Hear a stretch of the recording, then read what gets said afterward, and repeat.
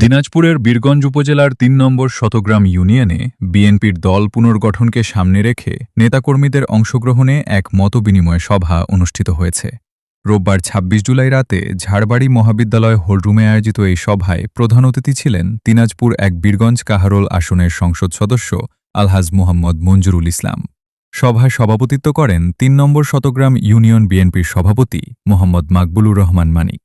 সঞ্চালনা করেন ৩ নম্বর শতগ্রাম ইউনিয়ন বিএনপির সাধারণ সম্পাদক মোহাম্মদ শাহজাদ হোসেন।